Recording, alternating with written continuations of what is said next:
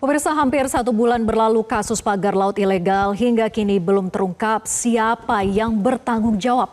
Publik menanti penegakan hukum atas upaya pelanggaran tata ruang laut di Kabupaten Tangerang, Banten. Ada apa sebetulnya di balik diamnya aparat penegak hukum? Kita akan membahasnya bersama dengan mantan Menko Polhukam Mahfud MD. Selamat malam, Prof. Mahfud. Selamat malam, Vera. Baik, terima kasih Prof. sudah bergabung. Prof, kalau kita lihat kan saat ini upaya dari aparat gabungan itu hanya membongkar pagar lautnya, sementara urusan pidananya belum juga diproses. Walaupun ada kabar bahwa kejaksaan saat ini sedang menyelidiki, tetapi kan itu belum ada pernyataan resminya. Nah, sebetulnya haruskah menunggu aduan dulu baru kasus itu kemudian diusut, ataukah aparat harusnya tidak perlu menunggu adanya laporan lagi karena sudah jelas pelanggarannya di depan mata, Prof?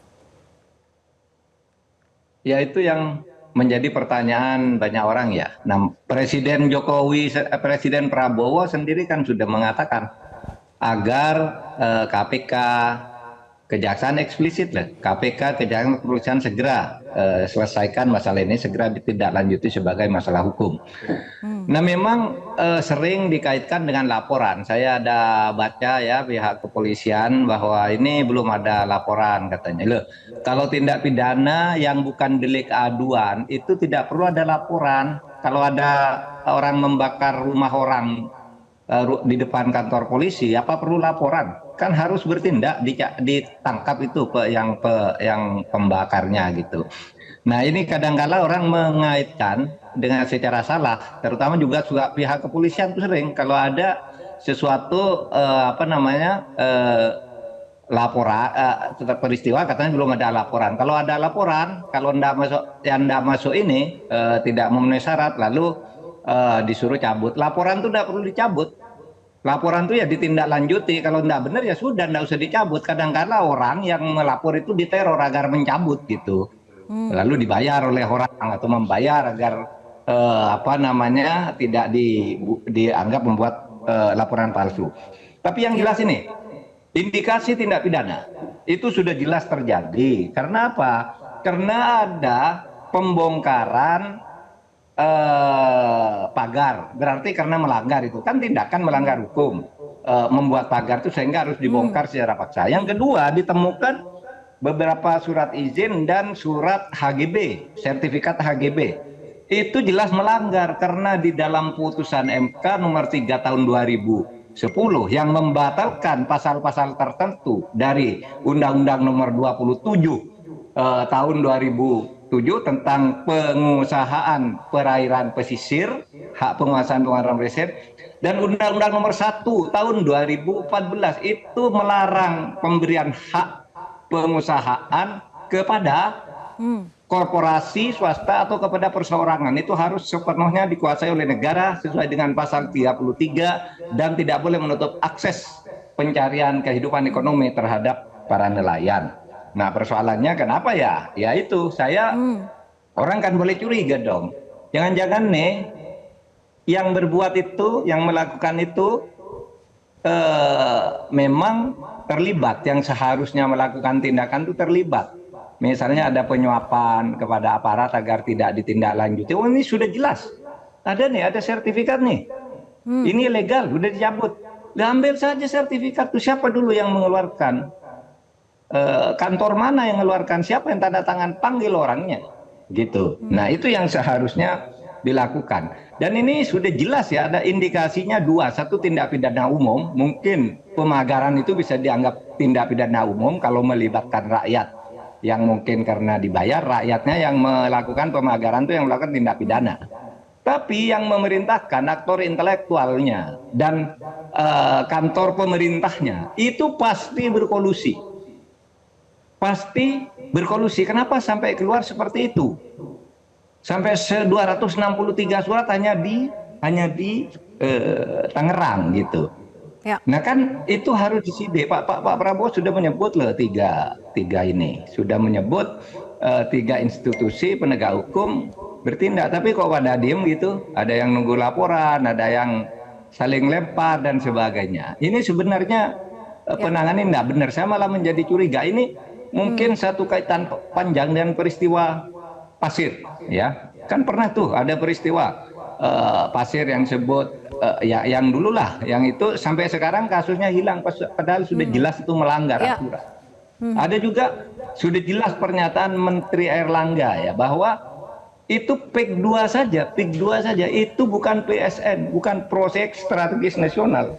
Dia hanya sebagian dari PIK 2 yang masuk dalam proyek strategis nasional khusus bidang ekowisata, ya. Itu ekowisata untuk bidang tropical coastline, ya. Nah itu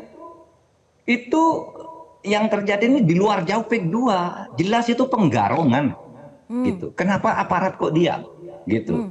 Baik, Kejaksaan Prof, ini Agung kan sudah mengeluarkan. kalau kita telusuri bahwa memang ada banyak identitas warga yang serta-merta dicatut, ada staf desa RT RW yang diduga dikerahkan untuk mengkoordinir data-data tersebut, sehingga dugaannya tidak jauh dari lingkaran aparat desa itu. Nah, apakah dari sisi ekornya ini, ketika memang diusut maka akan dapat kepalanya, Prof? Atau tanpa diusut dari ekornya pun kita sudah tahu siapa aktor intelektualnya? Bisa, malah itu menjadi lebih gampang, aparat desa yang mengerahkan dan rakyat yang dikerahkan untuk melakukan pembongkaran atau mengaku bahwa itu miliknya. Kan ada bukti tanahnya di kantor pertanahan, apa betul ini tanah? Apa betul ini sertifikatnya ada, data tanah ini ada. Nah dari situ, oh ini tidak ada, ini memang sejak dulu laut, kan begitu. Nah, seperti yang dikatakan oleh Menteri ATR BTN, ya, ATR BPN. Nah itu kan tinggal panggil aja tuh, gitu. Kenapa kok bisa keluar sampai saat ini, gitu? Saya khawatir ada yang pertama melindungi ya, karena mungkin dapat sesuatu, ya, sehingga aparat itu kok pada diem. Ini mengerikan, aparat kita sekarang ini kayaknya dikendalikan oleh orang luar. Ada suatu kekuatan yang menghalangi. Selama ini kan galak-galak aja. Kalau ada rakyat, ada tindak pidana umum kan galak-galak saja. Kok yang gini nih yang di depan mata kita ini? Nggak ada yang dinyatakan tersangka, nggak ada pengumuman bahwa ini tindak pidana dan penyidikan dimulai, gitu. Terkadang orang belum jelas saja sudah disidik. Nah ini yang sudah jelas kayak gunung di depan mata kita ini, datanya nggak diapa-apain sampai sekarang, hanya dibongkar itu administratif, gitu. Harusnya dibongkar itu karena tindak pidana. Oleh sebab itu yang karenanya itu dulu yang harus dilakukan. Nah kita tidak pernah jelas ini. Aparat penegak hukum selalu berteriak, tolong laporkan kalau ada orang korupsi.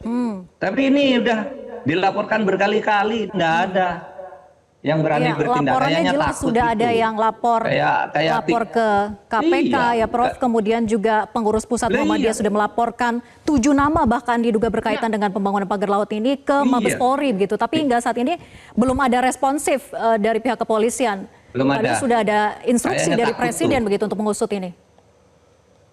Menurut saya kayaknya takut kepada satu kekuatan ya, yang tak kita kita sudah menduga-duga kekuatannya, tapi kan yang harus mengungkap itu polisi, karena kalau kita menduga-duga, nyebut-nyebut gitu, nanti disalahkan lagi, menyebarkan berita bohong, orang tersinggung, lalu orang yang melapor nanti yang ditindak. Padahal laporan itu nggak ada, laporan kalau nggak benar ya diumumkan aja ini nggak benar gitu. Nah ini nggak ada tindakan apa-apa kecuali satu, Kejaksaan Agung itu sudah memang mengeluarkan surat pemanggilan terhadap Lurah Kohot ya, Kades Kohot itu. Yaitu sudah langkah awal yang tepat untuk Kejaksaan Agung. Tapi bagaimana dengan ATR BPN? Bagaimana dengan KKP gitu? Apa yang mereka lakukan gitu? Kan itu penting ditindaklanjuti atau diketahui oleh masyarakat. Tapi apa sih yang Anda lakukan di situ sebagai pejabat yang bertanggung jawab atas bidang itu? Nah yang begini nih, suara-suara yang begini cukup ramai sekali, tapi dia nggak pengen lalu. Ini negara apa? Kok setiap ada suara masyarakat yang mungkin terkait dengan sebuah oligarki, mungkin terkait dengan pejabat korup, institusi korup, lalu teriakan-teriakan itu dianggap angin lalu. Termasuk teriakan presiden pun, kan presiden berkali-kali tuh. Satu, bongkar. Sudah itu Kejaksaan Agung, KPK, kepolisian bertindak. Itu kan sudah eksplisit presiden mengatakan gitu. Pada takut. Apa ada kekuatan di luar presiden kita? Gitu. Masa negara yang diwakili oleh kepala negara bernama Pak Prabowo gitu, nggak didengar perintahnya. Itu aja kalau saya, Mbak. Jelajahi cara baru mendapatkan informasi. Download Metro TV Extend sekarang.